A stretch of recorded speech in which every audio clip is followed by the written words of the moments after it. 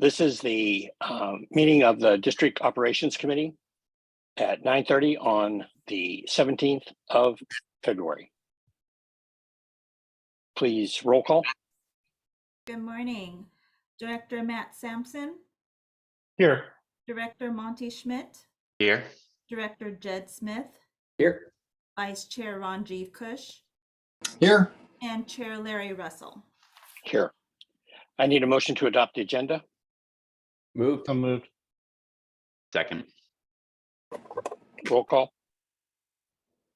Director Sampson, Aye.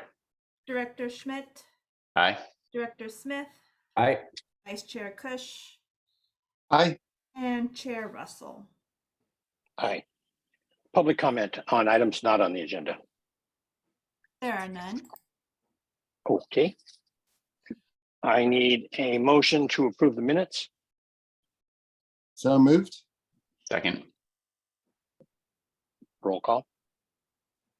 Director Sampson, Aye. Director Schmidt, Aye. Director Smith, Aye. Vice Chair Kush, Aye. and Chair Russell. Aye. Okay, item 2, Azalea Hill Retaining Wall Project. Good morning, directors. We have Hagar Nagash here today to present this item. Hi, good morning, directors. I am Hagar Nagash, Assistant Engineer in Design. This morning, I'm here to present the Azalea Hill Trail Retaining Wall project. This project will be constructed on the district's watershed and is located approximately 4 miles southwest of the town of Fairfax off of Pelinas Road.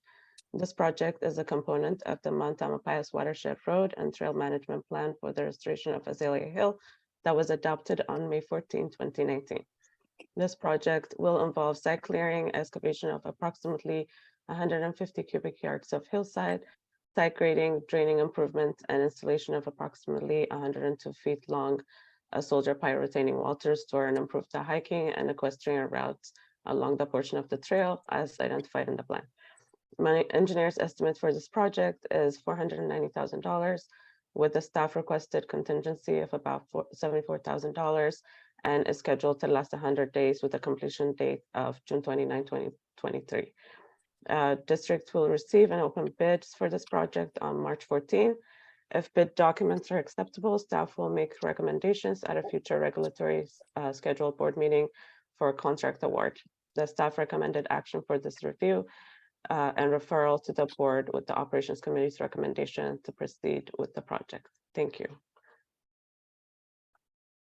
Okay, any questions from the board?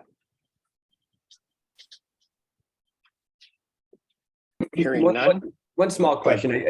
I recall last year there was a bidding process and there was one bidder that submitted slightly, I think, missing some information, and there was no opportunity for them to respond to correct the information that was missing. It seemed like they were the lowest bidder, but we moved on because we didn't give them a chance to fix it. And Molly, I don't know if you recall that, but I think the bid went to Gelati. But I'm wondering if we have thought about that bidding process, and if we give folks the ability to give feedback on their bid before it's final. So there were pretty specific rules regarding the bidding process, actually, that we have to follow by pursuant to the Public Contracts Code and our own code. We can waive minor irregularities in a bid, and we have done that from time to time. However, it is within the discretion of the board and the district as to whether that's in the best interest of the district. And then there are also bid irregularities or errors that are not waivable. So we really have to look at, what are the particular issues that we see in that bid. Can we waive it, and is it in our best interest to do so? There's a review process that we go through with each of those. Okay, got it. Thank you. That helps. Yeah. Yep. Yeah, the key takeaway, Jed, it's not arbitrary. And that particular issue you were talking about had to do with the qualifications of a subcontractor on a retaining wall. They were specified to submit their qualifications to have built something similar. Was a very large retaining wall, and they apparently didn't do that, as I recall. So it wasn't minor. Right. This is also a large retaining wall, so we would certainly want somebody that's professionally qualified for the design of it. So Great, thanks.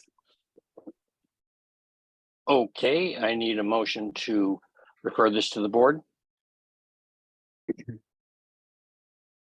Second. Okay, thank you. Item 3, third amendment to contract number 1902 with W.K. McClellan Company Incorporated for asphalt, concrete paving, restoration, and concrete work. good morning again, directors. Mark Cazaret, our manager for construction engineering, will be presenting this item. Okay, thank you, Crystal. Good morning, board.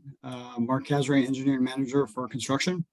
Item 3 before you is a proposed third amendment to contract 1902 with W.K. McClellan for paving and contract work. So this contract, typically referred to as the paving contract, it allows the district to utilize a contractor to perform asphalt, pavement, and concrete restorations after district forces perform underground system maintenance and repair work.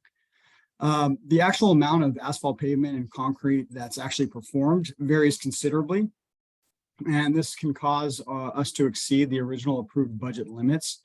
On average, the district performs about 410 street openings each year, which translates to the equal amount of paving service requests that are made each year. The amount of paving the district performs is increasing each year, as we've been indicating to the board. So the contract was originally awarded in 2019, May 17, 2019, after a competitive bidding process. It included an initial term of 3 years, as well as a provision to extend the contract at negotiated unit pricing for a 4th and for a 5th year. In May of 2022, last year, the board approved the first amendment, which added $800,000 to the previous budget year and exercised an option to extend the contract for a 4th year, as well as adding a $300,000 contingency to that year, which is this year, fiscal 23. We do anticipate exceeding this year's budget by about $2 million. So we are requesting to increase this year's contract amount by just that under the existing unit prices. Additionally, we are recommending to the board to extend the contract for a 5th and final year under new contract prices, which were negotiated, and also to include a $2.5 million contingency to address this increase in paving that we've seen over the years. We did negotiate prices with the contractor, and the base bid prices remain largely unchanged. All asphalt pavement prices remain flat, and we increased prices of concrete will escalate by about 10%. However, concrete work only makes up a very small portion of the overall contract. And so this price escalation resulted in a base bid increase of only $15,000. So why are costs increasing? Really, we've looked at this at depth, and we found really 2 factors that increase the cost of district paving. First, when the district when large main breaks occur, high volumes of water move through the roadway, which does cause significant damage to the street asphalt and concrete flat work. A single roadway restoration can exceed $100,000. And in table 1 in the staff report, we show 9 of the largest street restorations that we've performed. And of those 9, that represents about 2% of our total number of street openings or restorations each year. That, however, made up about 33% of the contract price limit. So you can see how large main breaks result in large paving restorations that can increase the cost of our contract. However, we haven't really observed any increase in the amount of main breaks over the years. There's really no trend there. Some years have more main breaks than others, but largely the main breaks that we've been seeing in the last several years remain about flat. We have, on average, been installing more pavement for every street restoration that we perform. And so I'll be speaking to this right now on a few presentation slides that I have for you. So if you will indulge me. Okay. Do you see the presentation? Okay, excellent. Thank you. So What this slide essentially shows is our actual operational costs and paving over about 11-year time period. On the x-axis, we've got fiscal years from 2012 to 2023. On the y-axis, we've got the operational paving costs, which we've observed to increase well over 900% in that 11-year time period. Looking closer at these numbers, we compared it to two metrics. The first was the unit prices of the actual contract. So we wanted to determine if it's the actual unit pricing in our contract with our contractor that's resulting in this increase in paving costs or not. And we found that the unit prices on average have been going up about 10% every year to about 160% over this 11-year period. We also looked at the Engineers News Record Construction Cost Index for the San Francisco Bay Area. So the ENR is similar to a CPI. It's an inflationary index that tracks construction costs throughout the United States. And this comparison we made was to the Bay Area. The ENR costs went up by about 54% during this time frame. So really what we've found is that the increase in our paving costs are really a direct result of the permit conditions imposed by the jurisdictions having authority in our service area, that being Marin County and the various cities in our service area.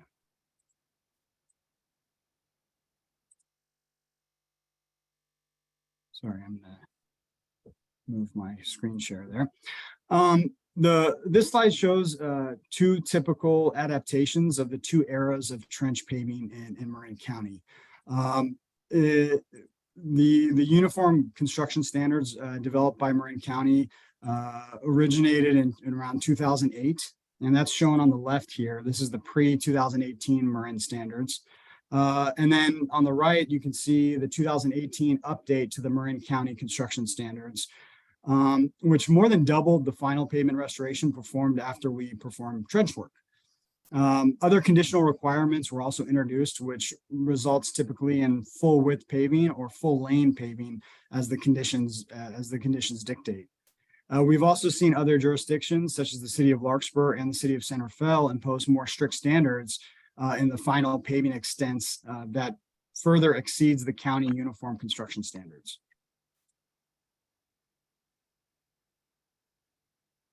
So this is another example. On the lower right is a typical pre-2018 repair patch, which really consisted of about a 1 foot offset or overlay beyond the excavation limits. So if you excavated a 2x2 hole, you were required to pave a 3x3 final roadway patch, and that's to seal the roadway. However, in the 2018 update to the Uniform County Standards or construction standards, the condition here in the background of the photo shows that for small repair patches that are shown in those black squares, kind of near the cone in the upper left of the photo, that resulted in significantly larger paving, both lengthwise along the alignment of the roadway, but also full width across the roadway from edge of pavement to the edge of pavement. So this is another example. This is the Treehaven Drive in San Rafael. It's an upcoming fire flow project where we're negotiating final paving with the city of San Rafael. The roadway was originally built in 1999 and is defined as a condition between fair and good. The roadway is less than 24 feet wide, and due to recent 2022 city standards, full width paving is required for any trench work performed in the roadway. And so for our upcoming fire flow project, the city is requiring, and we're negotiating on this, but the city is currently requiring a full width restoration for a 2 foot trench that we're going to be installing in the roadway. The last example for you is Forbes Avenue, also in the city of San Rafael, built in the same time frame, 1999. Its condition is defined as poor to fair. And again, per the 2022 city standards, a 12 foot patch is going to be required for any trench work. And that often results in pavement to the center line or the edge of pavement, as you can see here. We're also receiving signals from these jurisdictions having authority that indicate paving requirements are going to continue to increase. They're going to continue to become more strict with time. And with that, we recommend to the Operations Committee a review and refer of this third amendment to the board with a recommendation to approve the amendment. And the two action items that are being recommended is an increase, one of $2 million to the fiscal year 23 contract amount for a not to exceed fee of about 4.4 million. And we also recommend that the board exercise the option to extend the contract for a fifth and final year under negotiated unit prices and include a $2.5 million contingency for a total not to exceed amount of about 4.6 million for fiscal year 24. And I'd be happy to answer any questions that you may have. Have we thought, Mark, about going to the city councils and making a presentation about what this is, or are we talking with the city managers, or is something happening? I mean, it's fine for us to learn what the problems are, but we really were more interested in the solutions, I think, than the problems. Yeah, if I could jump in. So Director Russell, we are still negotiating pavement terms on that one fire flow project, but it's getting to a point that, yes, we may want to pursue further discussions with the city. This standard that was enacted in 2022 was an administrative action and it never went to city council. So it may be something that could use council's attention. Crystal, And have you got thoughts Sorry, on Larry. have you got thoughts on how to do that? I would talk about the equity of ratepayer dollars going to repaving other jurisdictions. I'm talking more roadways. about who we should talk to. Oh, who?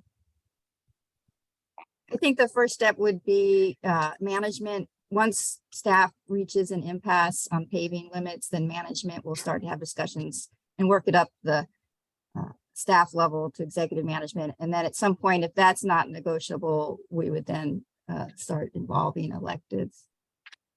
And Ben, do you have a plan for this? Yeah, Or you feel I it's think under what control? No, it's an increasing problem, which is why we're kind of laying it out like this. It just continues. We will be developing kind of an integrated strategy and bringing that to the board that includes proposing to the county or one of the cities a pilot or more than one pilot, because before we just complain about this, it feels like we need to bring options, particularly for electeds. But, when we're meeting with city managers, okay, this is my biggest cost center. What are you proposing to do to deal with tearing up the street? So we need to develop a strategy, I think, supported by an expert in paving and understand what the industry standards are. The best industry standards, and they aren't what we're seeing here. This is getting into aesthetics. So we need to understand, to maintain the integrity of the streets, what's the industry standard for patching, and kind of start there. But it'll be a good place and will be anchored with information and data and an objective expert. I think that, just to jump in here, I think that sounds right. We talked about this at the annual retreat. I really do think that it would be wise for us to reach out to city councils soon and let them know that we would like to find a time to be able to meet with them, and maybe the division representatives for the different city councils can work together to join a meeting. Given the incredible escalation of costs, we're being asked to approve basically $5 million here based on covering this year as well as preparing for next year. That's a lot of money. And when, to me, this has kind of got that kind of urgency, given the amount of money we're talking about, that we ought to be, I don't want to work up from the bottom. I think this is this has got such a significant impact on frankly, our communities that we need to elevate this and just let at least the city councils know this is an issue that we are going to come to them soon about. And that might have, to some degree, that might have in terms of the current ongoing negotiations, that might send a bit of a signal that this has gotten to the point where it's such a problem that we are needing to talk with city councils about this and come up with a reasonable and equitable outcome. Can I Matt, ask you a had a quick question? Yep, I did. course. This might be for Molly or Crystal, but are the jurisdictions required to submit any sort of finding of fact or validation or basis for how they're able to expand this requirement? Well, I would say that the law in this area is a little vague, which is why I think we've seen some, pushing the boundary as far as how they adopted the new standard in this particular instance. It's somewhat an internal question for the jurisdiction as to the appropriate level, but I think regardless of how they adopted it, it's appropriate for us to question, whether it's legal and appropriate, and what can we do. So I think it's I not would agree. necessarily, I think that inadvisable. for an impact like this, to have an administrative approval as opposed to a jurisdictional approval seems to be a little bit something we should take a look at. I would probably refer back somewhat to the engineers as far as engineering standards. It's not uncommon for that to be done at an administrative level. But it does depend, I think, on the scope and degree. I don't know if the engineers have a perspective on that. I have seen administrative process. I think this just goes a bit too far. Agreed. It Yeah, seems we- to me one option would be to say, this is what we're willing to do. You want it full curb to curb, you pay the difference. In other words, to say, we will provide a reasonable repair. And you can upgrade it, guys, if you wish to. Yeah, I the don't challenge know. is they hold the encroachment permit. The permits, Yeah. that was my next And- question. And Director Russell, I think the other challenge is, just as you said, I think the standard is reasonableness, and everybody has a different perspective on what's reasonable. So I think we do need to make sure that we have support for our position as far as industry standards, as General Manager Hornstein said, so that, we can show that they're an outlier in the practice, and that what they're doing is not reasonable. Because of course their position back to us is going to be, this is perfectly reasonable.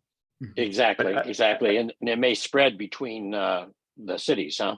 Right. Sure. Well, but as a representative of parts of San Rafael, and San Rafael does seem to be one of the cities that is adopting a standard that is higher than others. I worry that ends up having an unintended consequence of, when we look at the cost for projects, we're going to be looking at where our dollars go the furthest to have the biggest benefit. It could have the unintended consequence of avoiding projects in the district because of the cost. I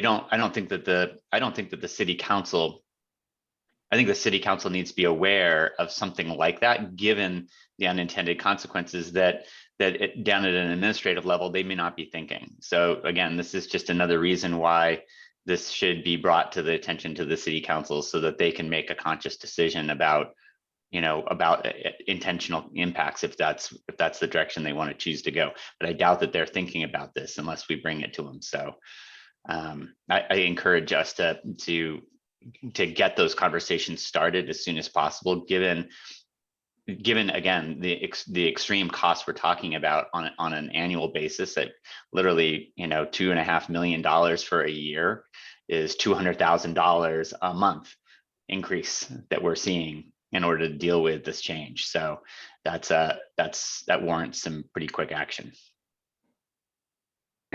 Yeah, I think I mentioned last week or the last board meeting where we addressed this, that I did talk with the county supervisor, who's more than willing to weigh in here. And so it feels like, given the fact that we're losing $1 million a month right now, having us approve another $5 million expenditure over the next, I think it's 15 months that you're asking for, to me says we should step back if we have time, maybe even just a week, reach out to the supervisors, reach out to the city council, let them know that this is egregious and we need to have a different solution. We just don't have the money to do this right now, unless there's an urgency that you're telling us this has to happen today to approve, I would suggest we punt and have those conversations in the next coming days. Yeah, I think about perhaps separating the contract approval that we need to get our day-to-day work done from this issue, that it feels like it's going to take some time to work through the process and develop ultimately, ideally, new agreed upon standards, or are we going to have to take a legal route? I think it's going to be an extended process. I would also say, Director Smith, so you're aware that these are on-call contracts, and so they're as-needed services. So if we are able to find a solution in short order, we could benefit from that as soon as we can find a solution. So there's nothing that requires us to spend this money if we're able to, work on this issue successfully within a shorter time frame. So approving the contract doesn't commit us to expenditure of the funds, is what I'm trying to say.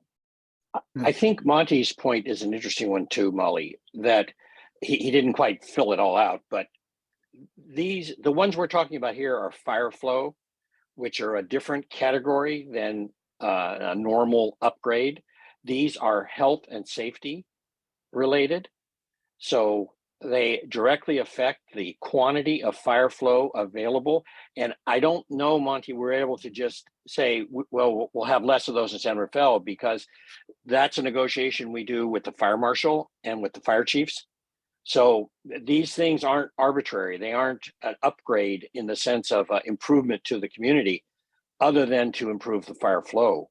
So maybe we need to indicate that at least projects that are on the health and safety side of the stick need to have a different eye looked at them in terms of the repair. I think it's an excellent point. I think I would hesitate to allow a complete bifurcation, because then we might be negotiating against ourselves if we're successful in that approach. I think, though, I follow you, Chair Russell, that the comment that Director Schmidt made was appropriate, that as we evaluate projects and our capacity to do them, the increased cost is going to continue to be a factor. Now, whether we look at them with an eye of not doing them in a particular jurisdiction, I don't know that that's necessarily true, and I would defer to the engineers on that, because I think we do prioritize based on other criteria, but it certainly will reduce our capacity overall to do as many projects, as many fire flow projects, for example, or as many pipeline replacement projects as the costs increase. It should also be recalled that the fire flow is funded separately from our actual budget. So it's going, as Molly said, it's going to reduce the number of projects that can be done. Perhaps we need to lean onto the fire chiefs to get some help here, being that they're more intimately related to each of the cities than we are. I mean, we're there, but they actually are physically in the city. So there may be something there that we can do. They've been pretty helpful in the past. So I think suggestion. We do have an annual meeting coming up with the fire chiefs to review the progress on the fire flow program. So we'll definitely bring that to them for discussion. When's that going to happen, Crystal? The date hasn't been set yet, but typically it's in the spring sometime that we meet with them. Okay. I mean, I think, again, I think that we've already talked about the parts of what we need to do. One is which we need to get a presentation together that explains the problem, and then do the appropriate research to understand how other jurisdictions elsewhere are doing, so we see where we fit within the norm. If bringing in an expert in paving is another facet that helps build our argument and make it stronger, great. But let's figure out how soon we can do that, and then in the meantime as well, start reaching out to the city councils. I think we know enough to flag the issue, and to, if given times that it takes to get meetings and things like that, we still may be a month off, even if we started today. I just think we need to bring this to their attention as soon as possible, since we're in the middle of negotiating these permit terms and conditions currently, and that could have, just starting the conversation might in and of itself cause us to be able to do some more reasonable cost savings, translating into a lot of dollars today. Yeah, I'm not so sure. Go ahead, Rajiv. Sorry, Larry, but Monty, I believe the city councils have a monthly meeting.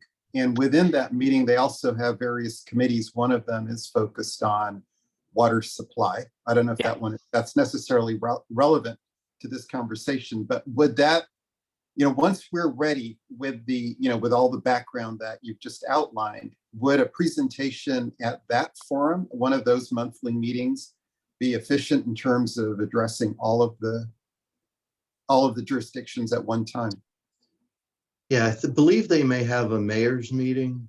That's another one, committees. Well, why don't we take a look of what's out there?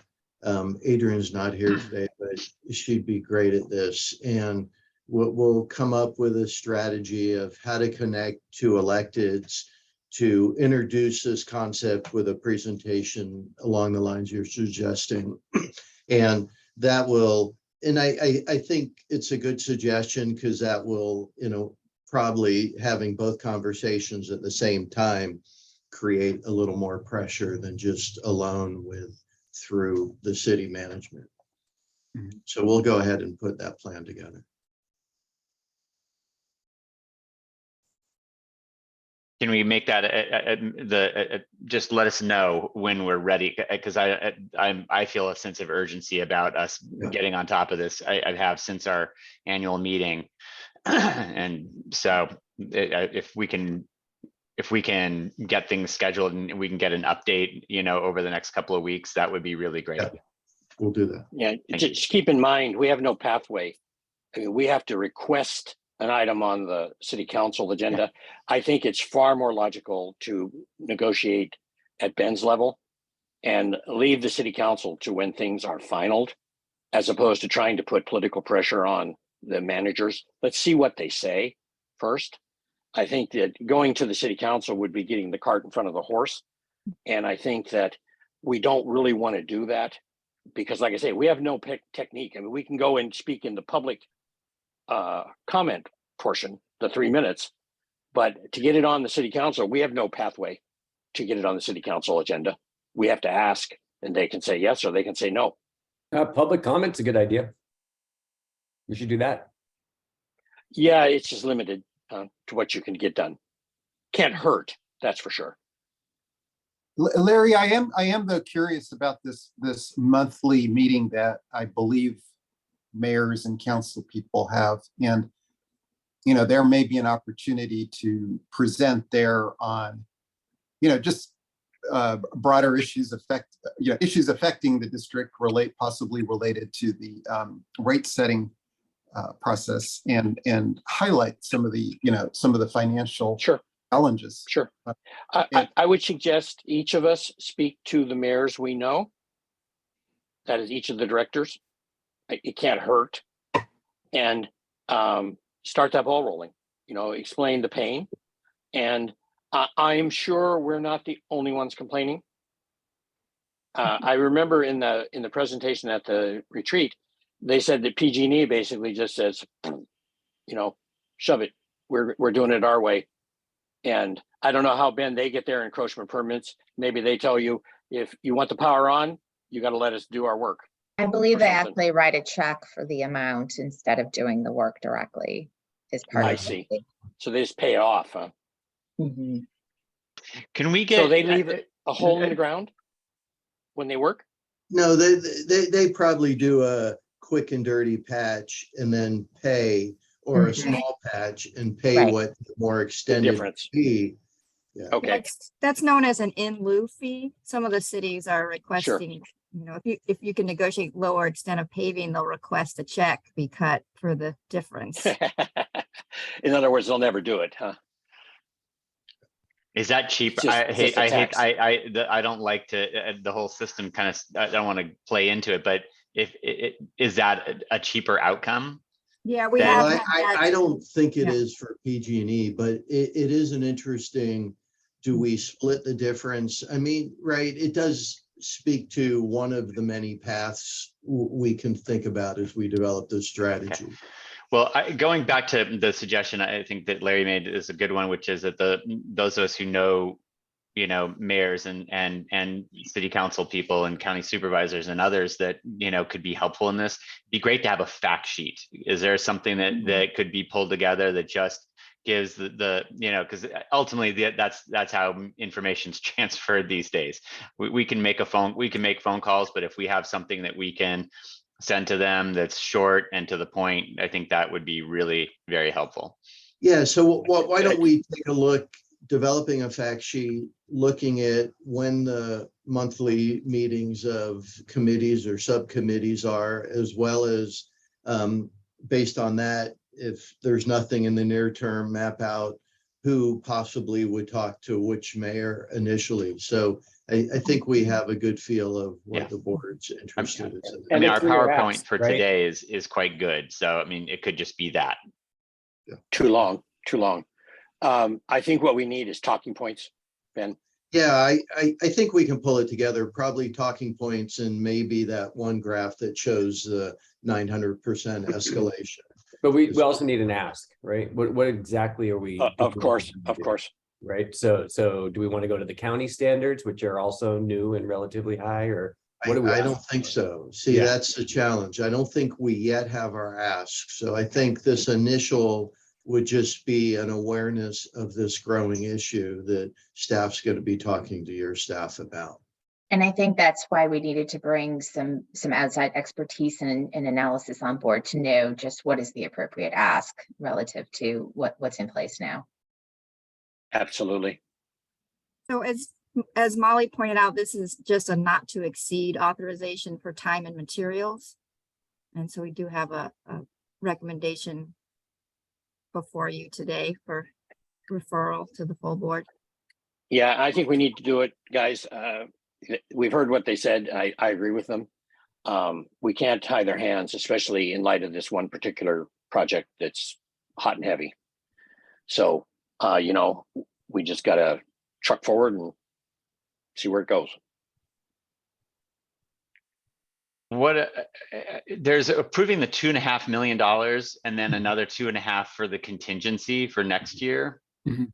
Can we, my hope is that we don't need that $2.5 million next year. Could we maybe bifurcate that off? I get why we're already in the year that we're in, and we basically are gonna need to have that 2.5 million authorized, but can we hold off on the second? I think the way to do it, Director Schmidt, what you're suggesting, if I understand it, is to refer the entire item to the full board for consideration. And then at that time, the board could decide to approve the contract without the additional contingency, which would just mean that if and when it may become necessary, staff would have to come back to the board for that request, but it would postpone a decision in that respect. I think unless Crystal wants to weigh in on that differently. I'm good. Yeah, with that. we're not voting today. We're just I know. referring it to the board. I'm just trying to clean up maybe what's referred to the board, that's all. Yeah, and that was a good clean, Molly. I'm not sure we can clean that up that way. Can we, Molly? Well, the item as agendized is a review and referral to the board as the item is proposed. It's written, yes. So we Yeah, can't really change it, I right? suppose we could change what's referred to the board, but I think, again, the staff is definitely hearing this discussion. So, I mean, staff could amend if that's the direction. I mean, we don't typically have approval, but if there's not a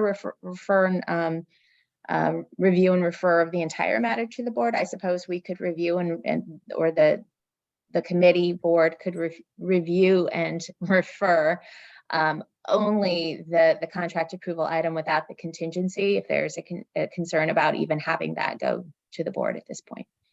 If that's what I'm hearing from Director Schmidt. And if I may add, this contract, if the board approves the contract extension, will end on June 30th, 2024. So sometime early next year, we're going to competitively advertise a new paving contract, a multi-year paving contract. We will be bringing that to the board early 2024. And at that time, we can also explain what the actual costs were over that same time period to see kind of where the actual cost landed. These are actual costs, by and large, for the operation of our paving needs. At a staff level, we do negotiate and work every single day with all of these jurisdictions. You know, we do several of these street openings per day, and we're certainly mindful of our perspective versus theirs, and it's an ongoing discussion. So we will have an opportunity to bring the new contract to the board early next year, and at that time, update the board on what the actual costs were as compared to what we're estimating at this time. So with that, can I get a motion to move it to the board? So moved. Second. Okay, thank you. I Okay, do have one public comment. okay, thank you. Okay, Mr. Larry Minikes, let me go ahead and get this. Sir.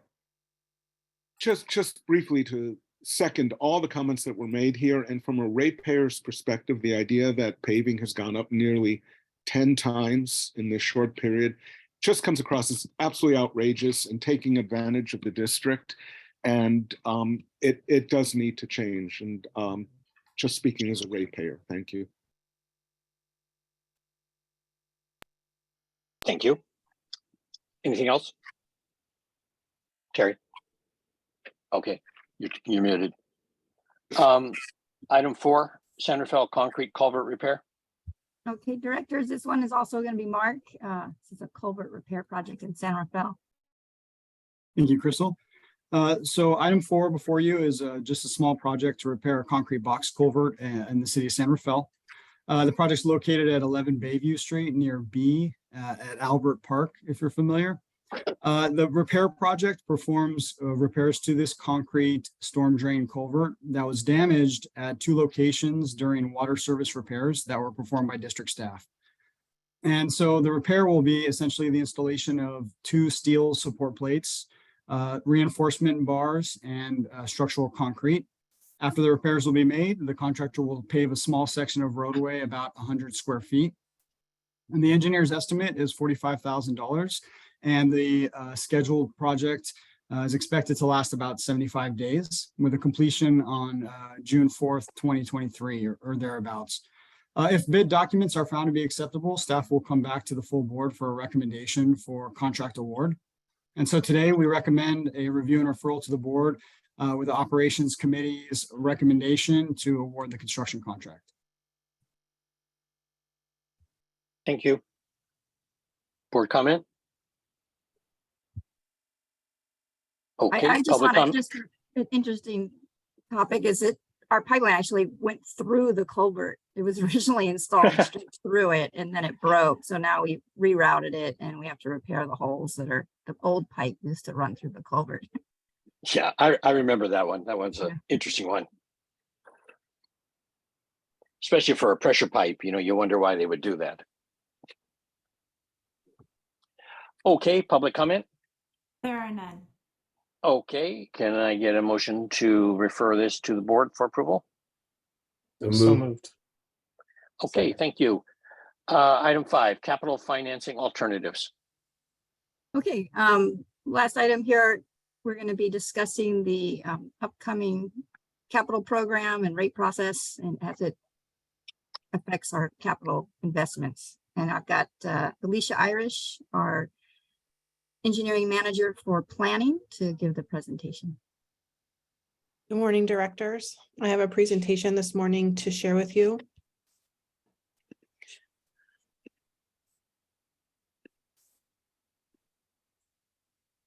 This morning, we'll be talking about capital investment alternatives. We'll start by reviewing our baseline funding and review our aging infrastructure and associated backlog, touch upon some critical infrastructure needs and water supply projects, and then go over some capital investment options. Our baseline funding today is about $19.5 million, and it's spread across 6 different categories. with about $4 to $5 million going towards pipeline replacements, storage tanks, and general improvements, which is comprised of IT, facilities, capital equipment purchases, grant matching, as well as master planning.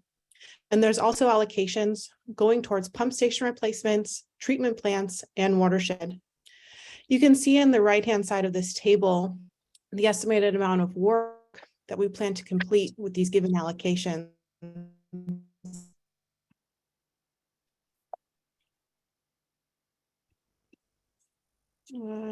You're breaking up, Leisha. Yeah, sorry, the wasn't a change in slides. So here are some examples of projects that we plan to complete in fiscal year 24. We have the Bolsa Redwood Tank Replacement Project in Mill Valley. We also plan to embark upon our Pine Mountain Tunnel Tank Replacement Project. And then on the right-hand side, you can see some before and after photos of our vegetation management program, which is part of our BIFIT plan. We are a water district that is over 100 years old, and we do have aging infrastructure, which is causing our capital investments to be an increasing priority. And due to inflation, the amount of work that we're able to complete through our annual baseline budget has been decreasing by about 20% over the last couple of years. In the January Finance Committee meeting, we discussed how our current baseline is causing a growing backlog for our aging infrastructure. And we touched upon 3 major asset classes and various investment options to address that backlog. If we wanted to stabilize the backlog for storage tanks, we would need to perform 3 tank rehabilitations per year to begin to stabilize the backlog. And this, to reduce the backlog, we would need even more investment. For our pipeline asset class, we would need to replace about 9 miles of pipe, or 1% of our 900 miles of pipeline in our system, to stabilize our backlog. For our pump stations, we would need to form 1 pump station rehabilitation project per year. So in summary, we would need to perform on an annual basis 9 miles of pipeline replacement, 3 tank rehabilitation projects, 1 pump station rehabilitation in order to stabilize our backlog amongst projects in the other asset classes of treatment plants, watershed, facilities, and capital equipment purchases, such as lab equipment or vehicle replacement. In total, we estimate this amount to be about $24 million on an annual basis. This would be in addition to our current baseline funding and would more than double our current baseline funding. Now, to touch upon some of our critical infrastructure needs in water supply projects. Here are 5 of our larger unfunded critical infrastructure projects. We've touched upon these projects previously, and they are all in the range of about $20 million and present a good opportunity for debt financing in the near term. This table here shows the annual cost of our debt service to implement any one of these projects. Let me just point out something, directors.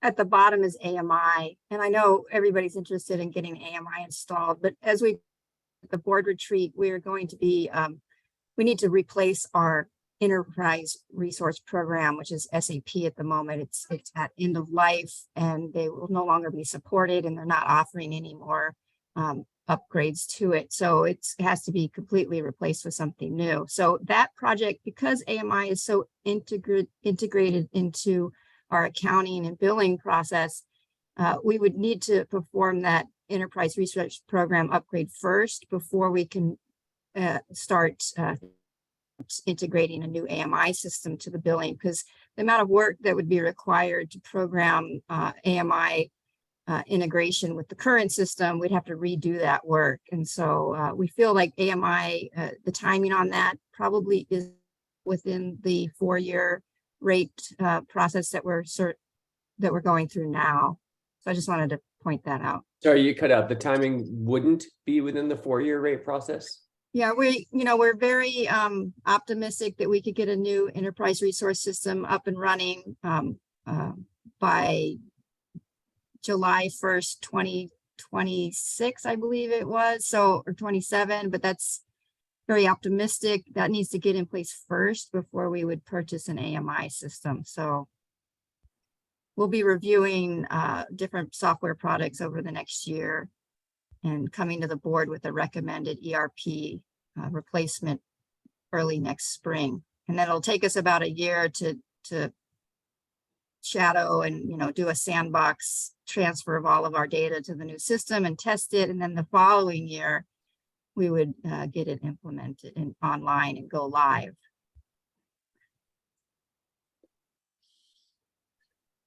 So we also, A year to just come up with a recommendation?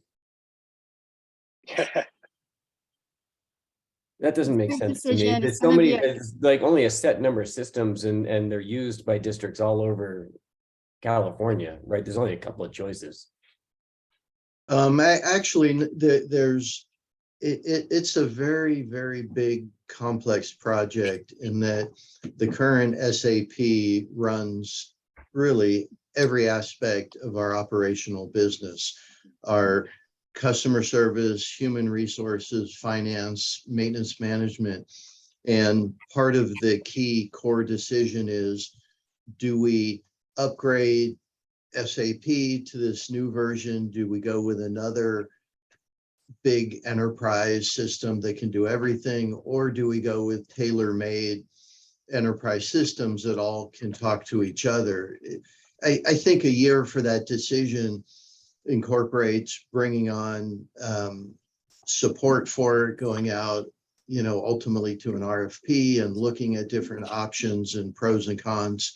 It'll get somewhat complicated. The other thing is these projects never meet the schedule. It's really complicated and you can't make a mistake when you go live. So it's a lot. You're changing business. Yeah, no, I've been through many enterprise implementations. I understand the complexity. Yeah, my point where I was So we're getting, like 10 years behind on AMI.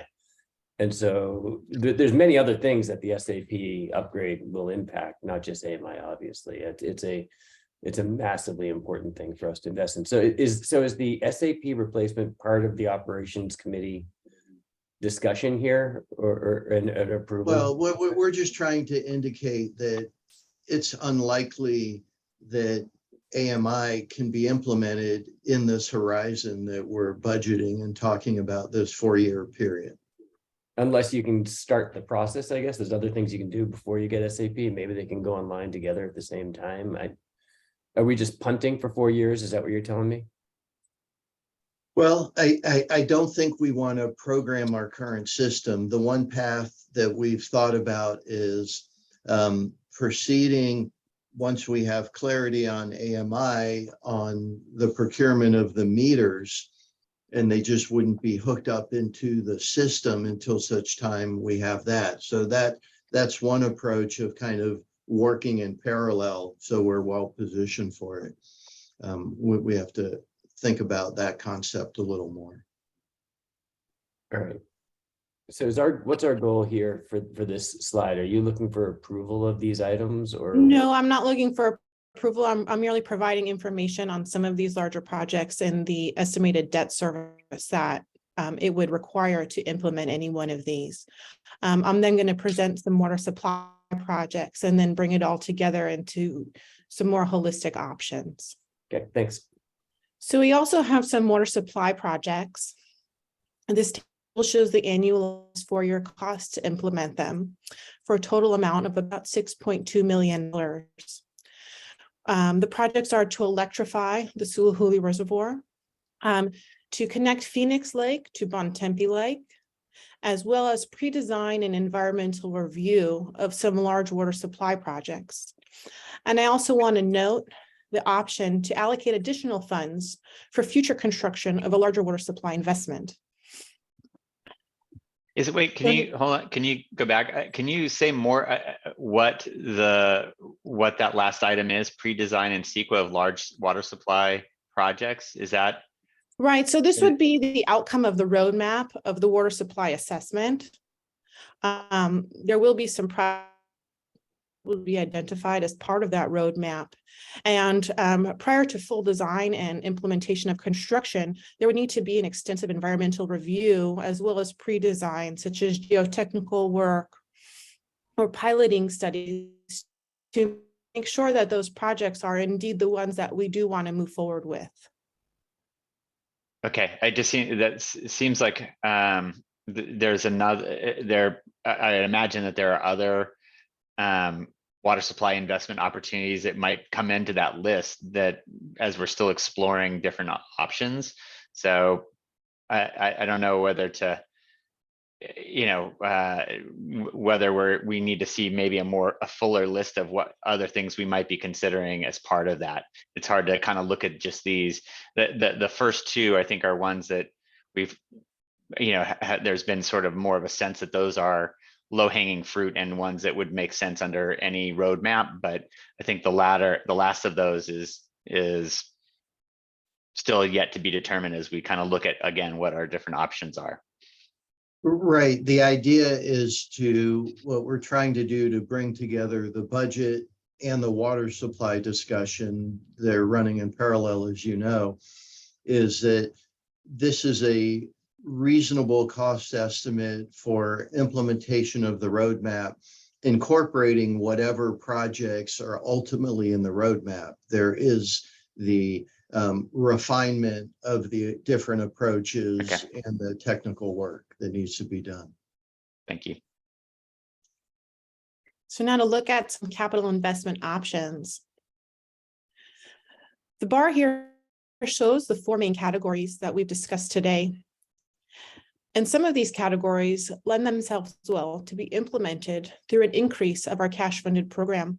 And other categories present the opportunity to use debt financing to address these critical needs in the short term. As a rule of thumb, through cash funding, about every $10 million equates to approximately a 12% rate increase. And through debt financing, a $50 million bond would require approximately a $5 million annual debt service. And we can bring these categories into various options. So for example, all water supply projects could be implemented through either a $25 million bond issuance or through a $6 million annual cash funding. We could also choose to implement 1 to 2 larger unfunded projects for a $50 million bond issuance, or choose to proceed to increase our baseline to stabilize our backlog, or partially increase our baseline to begin to stabilize our backlog. And each of these options could be grouped into various packages, which you can see in the bottom 2 rows of this table. So for example, we could choose to group together all the water supply projects, as well as 1 to 2 of the larger unfunded projects for a $50 million bond issuance with an additional $6 million of annual cash funding, which would equate to an annual debt service of $5 million and an approximate 13% rate increase. This package could be added with the partial increase in baseline for another modest increase to our rate impacts. Alicia, I'm sorry if you could just, I'm getting a little bit lost between the difference between water supply projects and larger unfunded projects. Right. Yeah. So our water supply projects would be those ones that we've talked about in the water supply assessment, such as those kind of near-term electrifying Suluhuli and connecting to Phoenix Lake to Bontempi, as well as some of the other outcomes of the roadmap. Whereas the larger unfunded projects are some of the larger infrastructure projects that are separate from water supply, such as the Smith Saddle Tank Replacement Project, the Ross Reservoir Tank Replacement Project, the North Marin Line Project, which would replace pipe from the bottom of Kent Lake to the San Geronimo treatment plant, and it's the sole transmission line to that treatment plant. The other projects that we had listed are the replacement of the San Geronimo treatment clarifiers, as well as full-scale implementation of AMI. So right now we're considering those as our larger unfunded projects. and the water supply projects as a separate category. Okay, and then just to confirm, the larger unfunded projects are also distinct from all of the CIP items that you listed that would fall under the additional 24 million. That's correct. Yeah. Yeah. So that increase in baseline is getting to address the stabilization of our infrastructure backlog. So we've been discussing how we have a current baseline funding of about $19.5 million. And while that does accomplish some projects in all of our asset classes, that does create a growing backlog of aging infrastructure. And if we wanted to start to stabilize that backlog, meaning that we didn't want increasing assets to be considered past due for rehabilitation or replacement, we would need to invest additional amounts over and above our baseline. If we wanted to address those projects in all of our asset classes, we estimate that annual amount to be about $24 million, which would be in addition to our current baseline funding. Right, so a total of almost 44 million then. That's correct. Okay, thank you. Yeah. So as we discussed, we have our current baseline funding, which is creating a growing infrastructure backlog. But in addition to our baseline capital, we have the opportunity to fund water supply projects, increase our baseline program to begin to stabilize our infrastructure backlog, and or complete 1 to 2 of our larger unfunded projects. And as presented, we do have a range of options available for enhanced capital investment through either increasing cash funding or debt financing. And if I could, Alicia, the reason, the response to Director Smith's question in terms of, are you looking for decisions? And the response was not at this time, is that this presentation is intended to speak to the fuller picture of the opportunities in the capital program as part of this budget.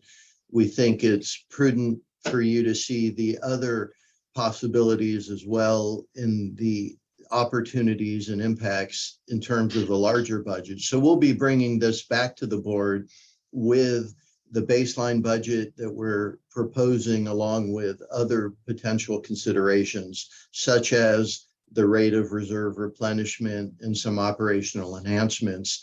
And you'll be able to look at the big picture and decide which of these make sense from a policy standpoint to bring into the current budget and rate process.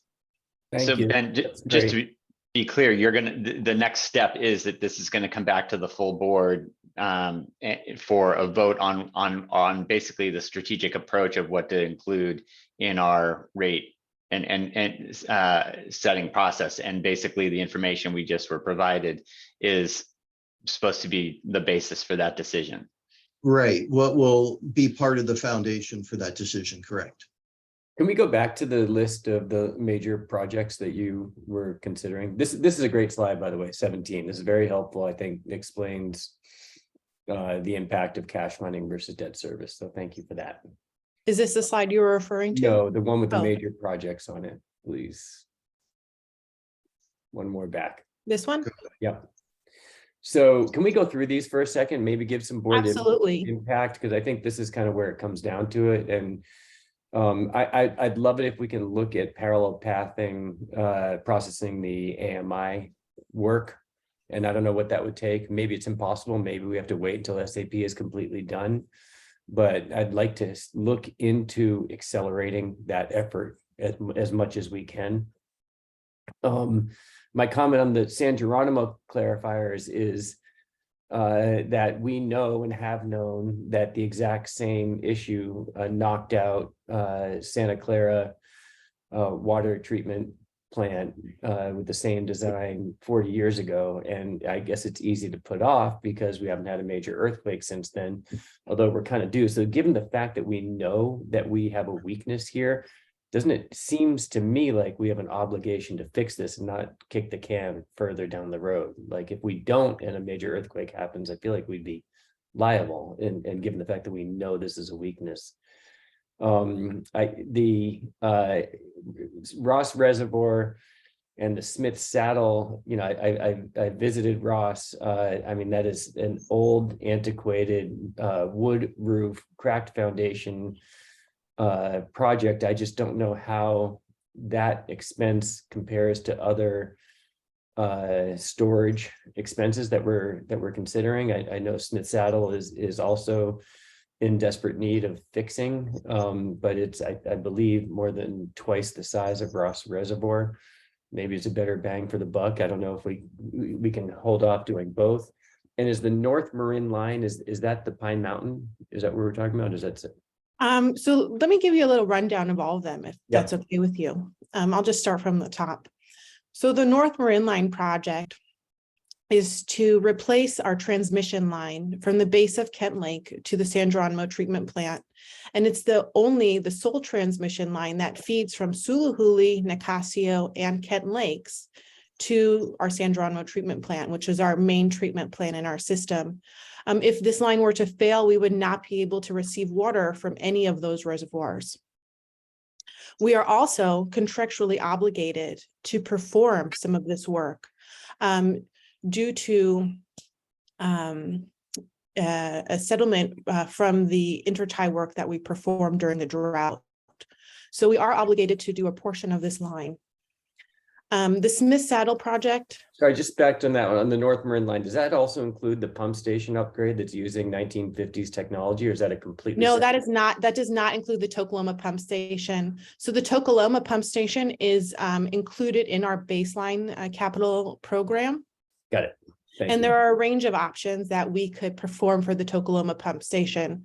Okay. From bringing it up to speed with the electronic components to, new pumps and upsizing and things like that. So there's still a range of options But that are. that pump station feeds this line is what you're talking about. Yeah. The Tokoloma pump station sits below Suluhuli and Nicasio, but Okay. it does not impact the Kent Lake feed. Got it. The Smith Saddle tanks are two of our 5 million gallon tanks that sit in the hills of Fairfax and receive water from San Geronimo treatment plant. And based off of the condition assessment performed in 2020, these tanks are in poor condition. They have not been recoated for over 50 years, and they are in need of replacement. So I believe the latest alternative is to, instead of rehabilitate the tanks, to replace the tanks.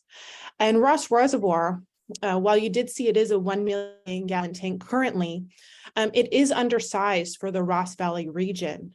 In order to provide adequate emergency water supply, in addition to the operational supply that we have today, we would need to greatly upsize the Ross Reservoir tank on the order of about 6 times. So we're hoping to get about 6 to 7 million gallons if we can at that site, which would be, we would most likely install 2 tanks.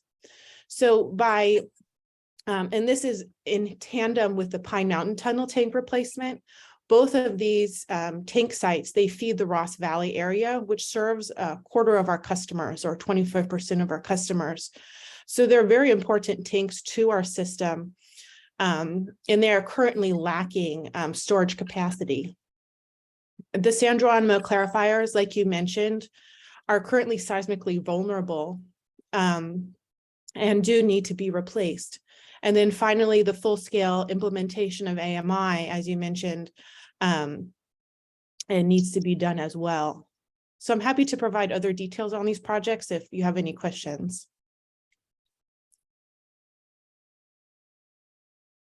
I'm good for right now. I have a question, Alicia. Yes, Director Russell. When you say the Ross tanks are undersized, could you explain that, please, so that the new board members understand what you're talking about? It isn't that there's an operational day-to-day problem. It's something to do with fire flow or something like that. Yes, absolutely. So there's 3 components of storage when we think about, storage capacity. There's dead storage, which means that it's not always the best idea to pump the tanks all the way down to the bottom. So we account for about 10% of a storage tank to be considered dead storage that doesn't enter into our system. And then the two other components are the operating day-to-day storage, which serves the consumption and the water supply to our customers on a daily basis. And then the third component, like you mentioned, Director Russell, is for emergency storage, namely fire flow. So there is a fire flow component that goes into all of our design criteria for all of our pressure zones when we are designing tanks. And there it's a component to be able to pump a certain amount of gallons per minute, depending on building density. So for example, you could think of 100 gallons per minute of flow times 2 hours for all of our areas in this service, in this pressure zone. And as we presented as part of the master plan, and I believe we're bringing this back at the next operations committee meeting, the Ross Valley pressure zone, which is about a quarter of our service area, it needs about 14 million gallons to be considered adequate, to be considered sufficient in terms of storage capacity. So the Pine Mountain Tunnel Tank Replacement Project will be adding to that. We'll be getting 4 million gallons from there. And then we are in need, the Ross Reservoir is the other primary tank to our system, which currently is only at 1 million gallons. So at the site of Ross Reservoir, we do believe that we can get about 6 to 7 million gallons there, which would still leave us below that needed 14 million gallons, but would get us a lot closer in terms of having the adequate emergency storage for the Ross Valley area. And as Alicia pointed out, we actually are bringing an item to the next doc next month to go into detail of the Ross Valley system and the needs there.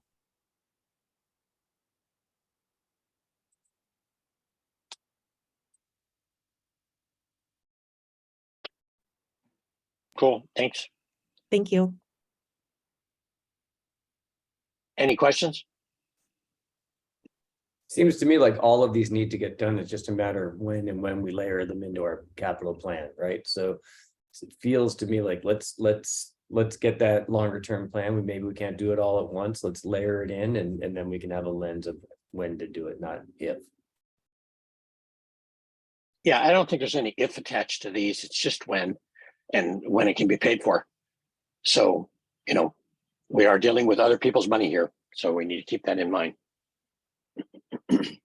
Any public comments? Larry, can I ask a quick question from the board side? Of course, Matt, sure. With the increased baseline to the capital improvement budget, how much of that would be allocated to the watershed management, specifically, you know, increasing fuels mitigation? And then we have a lot of structures that we should probably harden sooner than later. And it'd be good to start knocking off those on the list too. I was wondering if you could shed some light on that. Well, let me think about the answer to that. We would need to. If I could, yeah. So I know that Sean does plan on bringing to the next watershed committee an amendment to our veg management plan to allow us to do more acreage per year of air fuels management. So you're going to see more details on the next committee meeting. Great, no, and that's really good news. You know, obviously going hand in hand with the funding piece is where we want to see it too, and then also the hardening of the structures, which is going to be as important. Larry, if I could just add one more question. Of course. And Brett, I think this is more for you. Just a sense of how well aligned the numbers that Alicia just presented are with the numbers that you're looking at as you're developing the rate structure and the current draft of the rate structure. You know, I think I should know those numbers as well as you, given how many times we've been through the presentation, but I don't have them. But it seems like some of the numbers that Alicia was showing are higher than what are included in the current draft of the rate structure. Yeah, and that's a really good point. And so I would say, a couple of things to that. So first of all, Alicia and I worked really closely on making sure our numbers are aligned. And as Ben mentioned, we'll be bringing back this in a more comprehensive view next week in future board meetings, so you can really see it all at once. But I would agree with you in that some of the base case numbers that I've been presenting in terms of our preliminary rate design have not gone all the way to the 100% kind of all in, increasing the baseline by 24 million. We've kind of tended to pick a range, somewhere in the middle there, showing kind of lower and higher ends of it. But I have not yet, produced a rate impact that would include all of the projects that Alicia has prepared for today. But bottom line is the two of us are working closely behind the scenes to make sure we're in line, and we'll hope to give you a presentation next week that will help kind of bring it all together so you can see it all in one place. Got it. Thank you. But so just as a board, we should be aware that these decisions could substantial impacts on the rate structures that we're starting to discuss with the public. Yes. Great. Thank you. Yeah, I mean, and thank you. I think these are really important points because I think, again, our rate of investment on updating and improving our capital infrastructure is really a strategic question.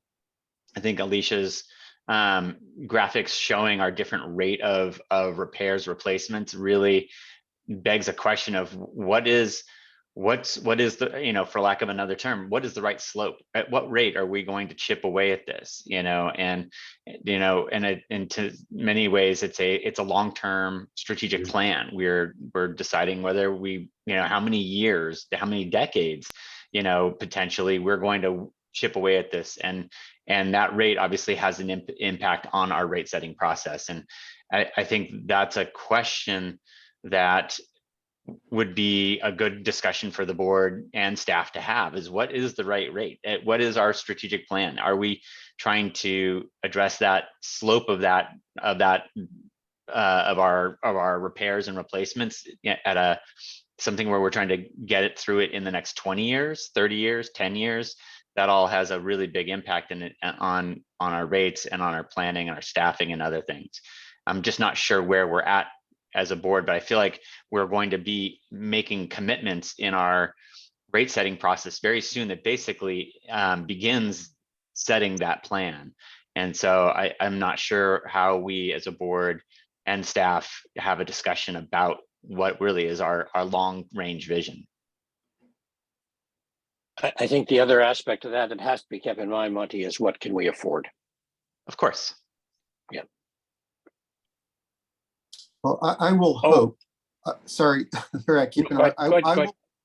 I will hope that that Brett and everyone else that have been going through those brutal workshops get some time off next week. I know some of us are taking time off, so I hope that applies for you as well. That's been quite an effort to go through those workshops. Okay, any public comment? Yes, we have two, Mr. Ed Jamison and then Larry Minikes. Go ahead, Mr. Jamison. Yes, thanks. Our baseline spending on capital projects has clearly been inadequate, and that means our rates need to be higher on an ongoing basis to take care of this. I'm concerned that using bonding capacity to pay for things like just the 5 larger unfunded projects was shown to total 118 million of bond issuances. I believe that fixing our drought supply inadequacy will likely require about $300 to $400 million of bond issuances. And I don't know that we even presently have that kind of bonding capacity. These projects discussed this morning need to be paid for with rate increases, not bond issuances. We need to preserve our bonding capacity to deal with our large drought supply inadequacy. Thank you. Thank you. Mr. Minikes, please. Yes, on previous slides of critical infrastructure needs, one item that was included was the Pine Mountain Tunnel, and that's not on this presentation. And I'm curious as to why it was dropped from this presentation. Thank you. If I may answer, the Pine Mountain Tunnel is currently included in our baseline capital program. So it will be implemented through our baseline budget.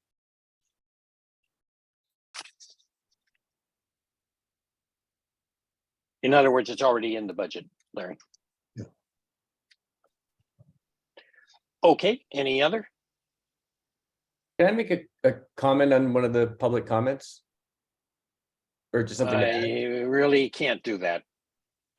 It's not agendized, so we don't normally do that. Let me say it differently. I think that I think that we should be thinking about how we can have our long-term capital budgeting plan here, knowing that there's going to be expenses in the distant future. And so I appreciate the presentation here. These are what's right in front of us, but we know that there's going to be some major efforts in the future. And I hope as part of this planning process, and when we get together as a full board, we can have some funds set aside for major future capital projects. And we should start saving now for the future boards and organization that's going to have to deal with it.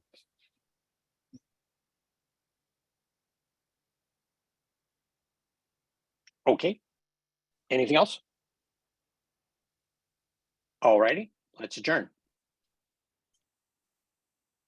Thank you. Take care. Bye-bye.